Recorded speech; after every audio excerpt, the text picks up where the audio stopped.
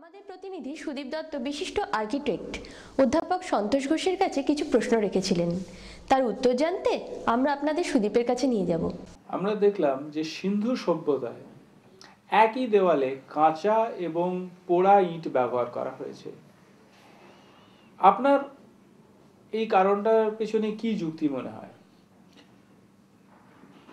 এটা এখনো আছে, এই প্র্যাকটিসটা এখন আমি মধ্যপ্রাচ্যে ছিলাম, সেখানে এখনো এই প্র্যাকটিস আছে। সেটা হচ্ছে কি যে ইট পোড়াতে অনেক খরচা লাগে এবং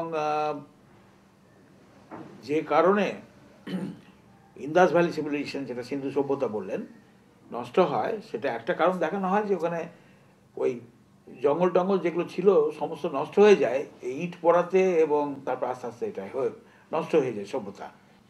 যাই হোক, সে কারণটা সত্যি কি মিথ্যা আমরা জানি না, তবে এটা হচ্ছে কি যে সেই পোড়ামাটি ইট তৈরি করতে খরচা লাগে এবং সেটাকে বাইরের দিকে দিয়ে ওটাকে ওই জলবায়ু থেকে ওটাকে প্রোটেক্ট করার জন্য, এবং ভেতরটা ওরা অন্যভাবে করতো। এবং মিডল ইস্টে দেখেছি ওখানে যেখানে স্টোন ব্যবহার হয় সেখানে বাইরের ফেসে খুব ভালো স্টোন লাগানো হয় এবং ভেতরের দিকে ওই খারাপ স্টোন লাগিয়ে সেটাকে প্লাস্টার করে দেওয়া হয়। এখনও সেই পদ্ধতি এই সমস্ত মিডল ইস্টে, এই সিন্ধু থেকে সে টাইগ্রিস ইউফ্রেটিস পর্যন্ত এখনও সে একই প্র্যাকটিস আছে। কাঁচা ইটের ব্যবহার গ্রামাঞ্চলে এখনো আছে। এই কাঁচা ইট দিয়ে বিদেশে শহরাঞ্চলেও বাড়ি তৈরি করা হচ্ছে বলে জানা গেছে। তো আমাদের দেশে এখানে স্থপতিরা এবং যারা গবেষকরা, তারা এই কাঁচা ইটের ব্যবহারের দ্বারা কোনো বাড়ি তৈরির ব্যাপারে কি গবেষণা বা চিন্তা ভাবনা করছেন? কাঁচা ইটের ব্যবহার নিয়ে গবেষণা আমাদের দেশে অনেক হয়েছে এবং বাইরে যেটা বিদেশের কথা বললেন, কাঁচা ইট বললে একটু ভুল হবে, শুধু মাটি না, এখানে মাটির সঙ্গে কিছুটা সিমেন্ট মিশিয়ে, কি আগে যেমন গ্রামে, এখনও গ্রামের লোকেরা শুধু মাটির সঙ্গে ওই খড় কেটে কিছুটা গোবর দিয়ে এবং নানাভাবে কিছুটা মিক্সচার করে তারপরেই কাঁচা ইটটা তৈরি করতো। এটা ঠিক যে কাঁচা ইট মানে একবারে কাঁচা তা না। এবং এখানে অনেক রিসার্চ হয়েছে এবং সয়েল সিমেন্ট ব্রিক বলে একটা, ভারত সরকার এটা নিয়ে এককালে খুব প্রচার করতেন যে কিছুটা সিমেন্ট মিশিয়ে এটা করা যায় কিনা। এখন বিদেশে এমনকি হাসান ফাতি বলে ইজিপ্টের বিখ্যাত স্থপতি ছিলেন, তিনি একটা পুরো গ্রাম, গুরনা বলে, তিনি কাঁচা ইট দিয়ে তৈরি করেছিলেন এবং বলেছিলেন যে একটা ইট দিয়ে একটা শহর সব কিছুই তৈরি করা যায়।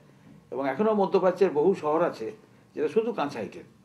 পোড়ামাটির ইট ছাড়া আর কি কি ধরনের ইট প্রচলিত, আর আমাদের এখানেতে পশ্চিমবঙ্গে কি কি ব্যবহার হয়ে থাকে এদের এইগুলির মধ্যে? পশ্চিমবঙ্গে সাধারণত পোড়ামাটি ইটই বেশি ব্যবহার হয় এবং ইটের স্থাপত্যকলা ভারতবর্ষের মধ্যে এই বাংলাদেশে অত্যন্ত বেশি। এবং পোড়ামাটি ইট ছাড়া ভারতবর্ষে ধরুন সয়েল সিমেন্ট ব্রিক কিছুটা হয়, হলো ব্রিক কিছুটা হয়, এবং বর্তমানে এই ফ্লাই অ্যাশ ব্রিকও ব্যবহার খুবই বাড়ছে এবং এই ধরনের ব্রিক মোটামুটি এই ধরনের ব্রিকই ব্যবহার হয়। এবং আপনি যদি বাংলার যেটা প্রাচীন গৌড় শহর, সেখানে যদি যান তাহলে দেখতে পাবেন সেখানে এনামেল ব্রিক আছে, ছোটো ছোটো ব্রিক, সেটাকে এনামেল করা হয়েছে। সুন্দর সুন্দর এখনও সেই এনামেলগুলো দেখা যায়, সেইভাবে করা হয়েছে।